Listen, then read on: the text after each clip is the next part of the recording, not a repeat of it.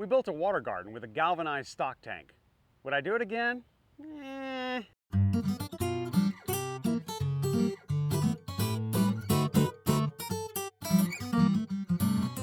Hi, I'm Tim. Welcome to the Shades of Green Show. As you can see, we just finished construction of our water garden here at the nursery. This is in a spot, well, right behind me used to be a much larger pond. And when the nursery was built 25 years ago, it was filled with water lilies and fish, and it looked gorgeous. But that's because the creek behind us was just a trickle with almost no wildlife in it. But as the area has developed, it has become a watershed for some of the subdivisions around here. And the creek has a lot more water flowing through it these days, which means we have a lot more turtles. And in the last 7 to 10 years, the turtles would come up over the bank and take up residence in the pond that was here, and they devoured everything. We couldn't have any plants or any fish of any kind because we had 4 or 5 massive turtles in the thing. I did a video talking about this a few years ago. So, because of that, and because it was just a giant puddle of murky water, and because we really needed the floor space to put more plants on to service our increasing customer base, we decided to fill that pond in.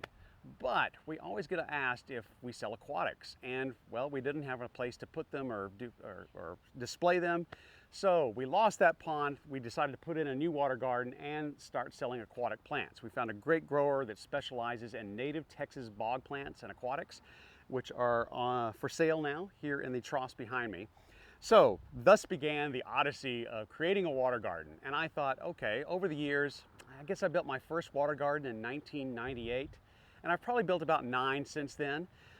Some were slightly above ground and slightly below ground, some were totally above ground, and a third of them were your classic dig a hole, put in a rubber liner, circle it with rocks, and put that in.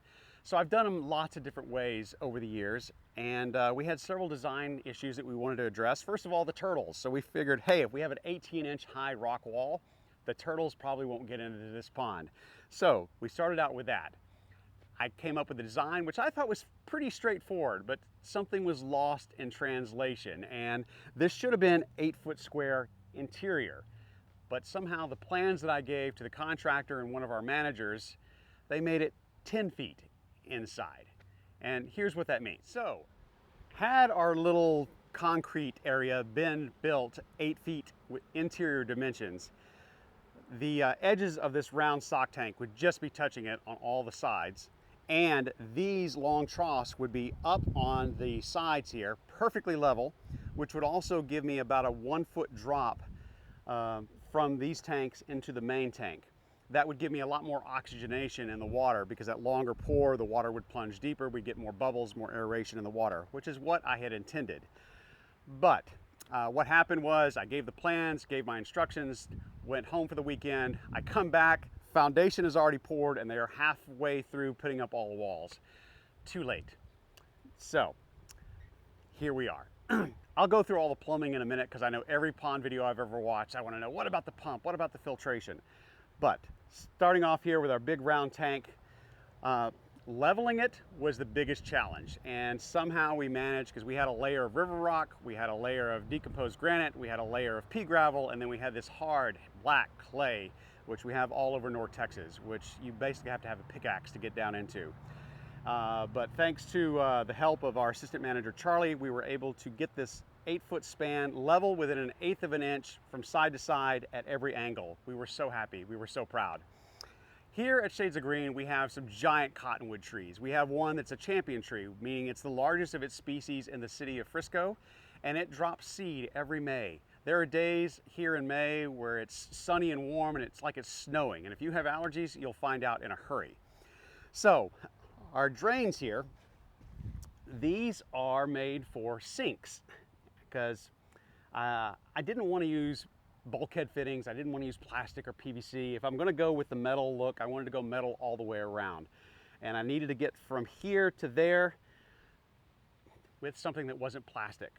So these are sink drains that I bought off the shelf at Lowe's, but they had little holes in them, obviously to catch things and keep them from falling down the sink.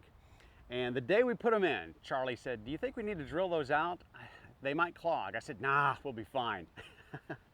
Well, that was the exact day that the cottonwood started dropping, and the little floaties landed in the water. They clogged up the holes overnight. We had the water backed up, it flowed over the backside and basically emptied the main tank. And so for a point in time, there was more water under this tank than in it, and it floated, and that shifted. So we went from being almost near perfect level to being off by about 1.25 inches to 1.5 inches from side to side. What are you gonna do? I have dubbed this lake could have been better, which I think is an ancient Comanche term meaning things went wrong. That was one of them. We should have drilled out the holes on the sink drains, which we have since done, and everything's working great. Digging this, removing everything and making it perfectly level again. You know, this project has taken 4 months to complete because we are a fully operational nursery. We've got customers coming and going. We got plants being delivered all the time. So all the work that's been done on this has been before we open and after we close. And we're now into April. We said we've got to get this done. So we decided to just leave it unlevel and go with it. So that's part of the saga there. Had it been built to the correct size, I would have had a little smaller planting bed. I'm trying to look at this as a positive now that we have these larger flower bed areas on all the corners. We have more room to plant stuff. We have a hardy hibiscus here. We have some creeping ginny down there, which is going to be a low-growing ground cover. We have a elephant ear that we've rescued in the corner. It was found in a neglected corner, had been abandoned and forgotten, so we're trying to bring it back to life back here. And then over here in this corner, this is powdery alligator flag, Thalia dialabata. This was growing along the bank of our old pond, so this is kind of like an homage to the pond that used to be here. This is going to get about 4 to 5 feet tall and should fill in this whole space. And as we were finishing construction on this, we found this just popping up over here on what used to be the bank of the old pond.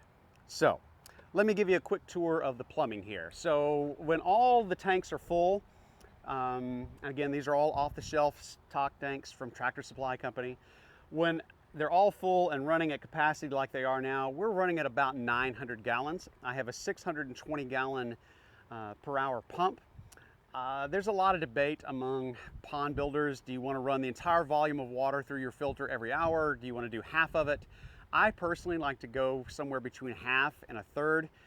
900 gallons, 600 gallon pump, I'm running 2/3 of the water through every cycle.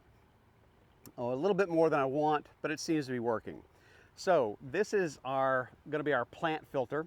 It's filled with hydrogen and geolite, which is LECA, that is the light expanded clay aggregate, LECA, that's what that is. The main difference is the geolite tends to float and the hydrogen tends to sink.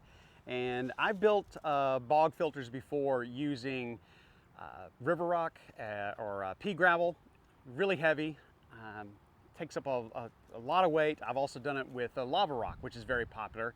They are porous, and that's everyone says, oh, they're porous, you got a lot of surface area. Well, those pores get clogged pretty quick, and river rock is rough on your hands. You've got to wear leather gloves to handle it, or you're going to get chewed up.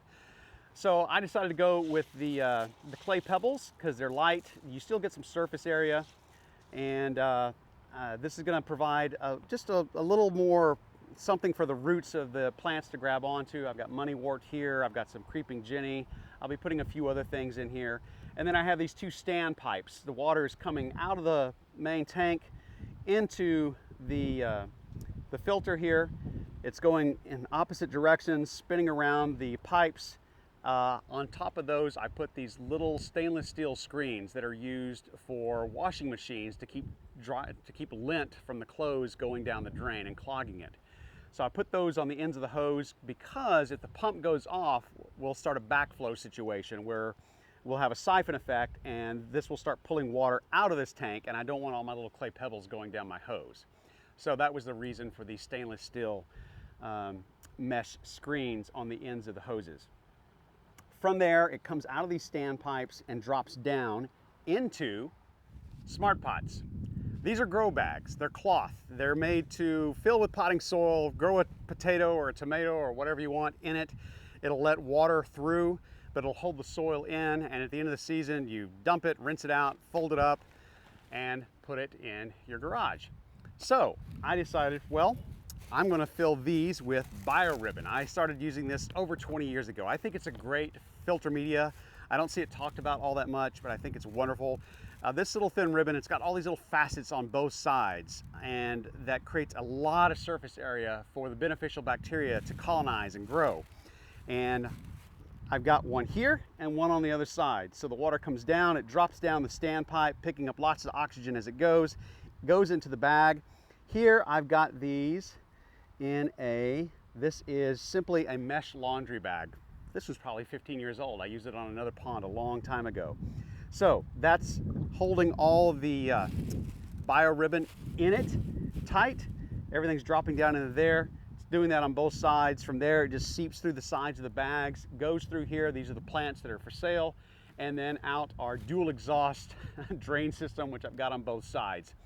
And that completes the circuit. So the pump from the main pond up into this one fills this, where I'm going to have the roots of the plants doing most of the filtration. Water's going to drop down in here. It's going to feed the bacteria in the grow bags, then go through one more set of plants and then back into the pond. Now again, this is brand new. We haven't really added fish or anything yet. Those will be coming in the next week. And this was filled with pond water because all of our water hoses here are run from the back pond, which is about 16 feet deep. Ton of water. Any nursery that's going to use city water is going to go broke. So we collect rainwater and we run all of our water hoses off of pond water. So this should balance itself out pretty quickly because it's already been sitting in a pond for a long time. One tip that I picked up from watching lots of YouTube videos about how other people turn stock tanks into water gardens was to put a layer or a coat of liquid rubber in the tanks. And I did that. On all 4 of these tanks, I put 2 very thick coats of liquid rubber down. That'll help reinforce the joints, should give you a little longer lifespan, make the tanks a little bit more durable. I will say that it's messy stuff. It goes on brown, by the way, at least the product that I use. Went on brown and then dried black. So those first couple of strokes, I was freaking out that I'd bought the wrong color. Also, the instructions on the product will tell you that you can clean the brushes. I didn't find that to be true. Didn't seem to matter what I did. I just had a gunky, gooey mess. So I ended up buying the cheapest brushes I could use or I could find, and I would put a coat down and throw that brush in the trash because I just couldn't get a brush to get clean enough to be used again. So bear that in mind. It's messy stuff, sticky stuff. Wear clothes that you'll never want to wear again or that you can throw away. But I did that. I think it was a wise choice, and we'll see how it pans out. So we shot the first half of this video on a Sunday, and then the store opened and we didn't have a chance to finish. It's now 5 days later. I've added some fish. We have 3 koi in here, the butterfly koi with the long fins, which I really love. And we've also got 3 goldfish. And with 3 of each, chances are we've got a male and a female. So we might have more here very, very soon. So this is our pond. I opened with a question. Would I do it this way again? Would I build a pond with a stock tank? And the answer is maybe. If I could set it on a perfectly level concrete slab, that would be great. If I could put it in place and then build a wall around it, that would be easier. I might even consider one of the bottomless stock tanks where you just have to get the edges level and then you go in and put on a liner. Again, this is the first time I've ever built a pond like this with a stock tank. Doing it with a liner, you can get away with a lot of mistakes. You don't have to have a perfectly level bottom. You can hide a lot of things with a rubber liner. But this certainly has its place, and I certainly had lots of room to plant in these corners once this thing was built a little bigger than it was planned. So anyway, feel free to come by Shades of Green Nursery and Landscape in Frisco, Texas, and check this out anytime you want. The lilies are getting bigger now that it's getting hot, and I think by the end of the year, this will really start looking nice. I'm Tim, and as always, thanks for watching the Shades of Green Show.